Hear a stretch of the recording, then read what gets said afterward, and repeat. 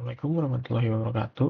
Perkenalkan, nama saya Farizan Oktarokaza dengan NPM 0009 dari kelas A, yaitu dari lab A, yaitu praktikum pemrograman komputer.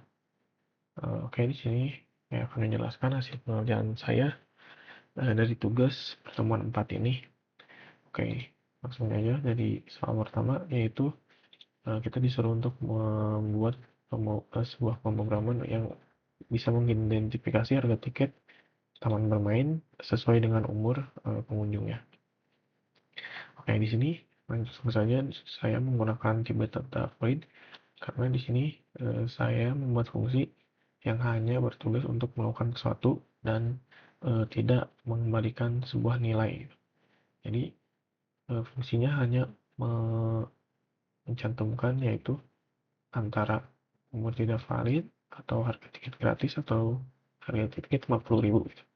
Di sini saya memvalidasi dulu si umurnya, karena jika ada yang memasukkan angka kurang dari 0, maka si umurnya tidak valid ya. Gitu. Nah, di sini eh, validasi harganya langsung. Di sini ada jika umur kurang dari 5, maka harga tiketnya gratis. Nah, jika umurnya lebih dari 5 dan kurang dari atau sama dengan 60 umurnya, maka harganya 50.000. Kenapa ada kurang dari atau sama dengan 60? Karena di sini ada eh, kemungkinan yang ditulis sebagai umur lebih dari 60. Berarti si angka 60 tahunnya itu tidak dianggap dari si kemungkinan ini gitu. Jadi dihitungnya dari 61. Nah, di sini langsung saja kita menuliskan untuk meminta input dari user. Di sini ada integer dengan fungsi input umur untuk memasukkan umur si pengunjungnya, untuk meminta si meminta umur dari si user gitu, si pengunjung. Di sini ada printf memasukkan umur, scanf, dan input umur, c umur, lalu return. Jadi hasilnya akan seperti ini.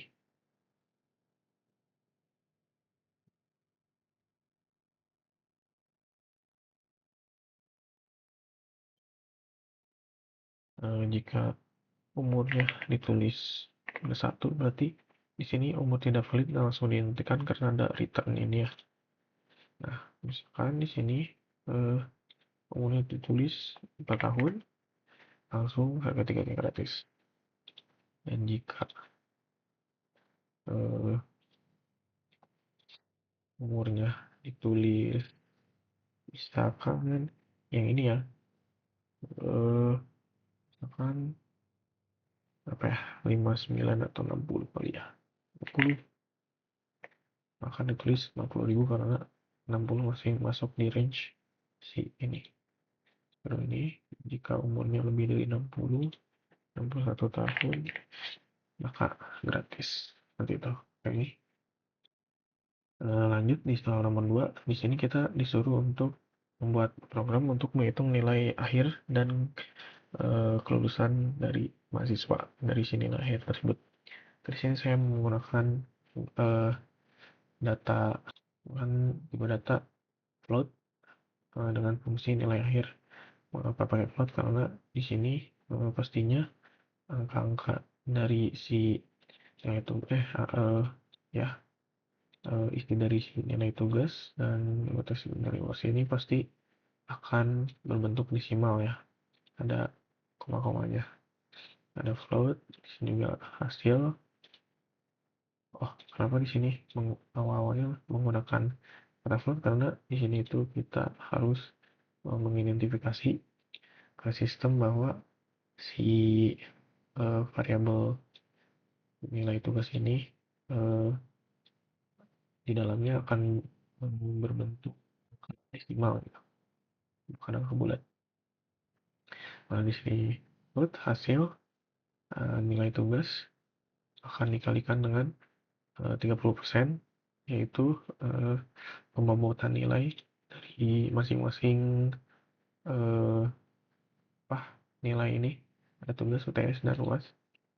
Nilai tugas itu 30%, nilai UTS sama 30%, dan nilai UAS 40%. Di sini return hasil. Di sini kita ingin eh, menugaskan si fungsi nilai akhir ini untuk mengembalikan nilai hasil. Lalu di sini kita membuat parameter cek kelulusan. Nah, di sini menghitung nilai akhir persenannya. Lalu di sini kita membuat parameter, kita menggunakan fungsi data jenis data void, yaitu dengan fungsi cek lulus. Di sini ada char nama karena di sini dia si variabel ini bertugas untuk memasukkan atau menerima sebuah kata atau huruf, bukan angka ya. Dan di sini ada array untuk menyimpan si angka-angka tersebut, angka menyimpan huruf-huruf tersebut. Di sini ada float seperti tadi, sama di sini float akhir karena ingin menghitung isi untuk ini tuh memanggil si nilai akhirnya kita di sini. Lalu di sini ada validasinya, jadi lulus atau tidaknya gitu. Di sini valid karena ada si ini gitu. If nilai akhir itu kurang dari 70, maka dinyatakan tidak lulus. Nah, selain itu else-nya ada dengan nilai akhir yang dengan nilai akhir misalkan lebih dari 70 atau 70, maka dinyatakan lulus gitu. Lalu di sini input dari user ada char nama, arraynya 50, float, input tugas, input TS, input was. Di sini ada output dan inputnya, scan PNF, masukkan nama kelulusan, nilai tugas, nilai UTS, dan nilai UAS. Lalu di sini kita memanggil fungsi si check first ini untuk untuk si input ini tuh dipindahkan untuk dihitung ke sini gitu, cek lulus. Jadi pas si user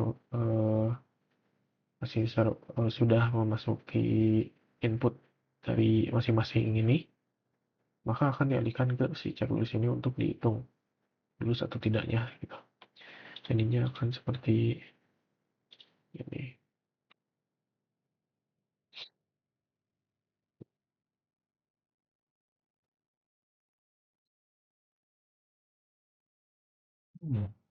Untuk nama siswa Rizan, contohnya yang tugas misalkan ini yang nggak lulus ya, berarti 69 gitu. Nah, maka tindakan tidak lulus. Nah, lalu di sini yang lulus jadi 70. Maka dengan nilai 70, mahasiswa tersebut berhasil lulus. Mungkin segitu saja penjelasan hasil dari tugas saya. Assalamualaikum warahmatullahi wabarakatuh.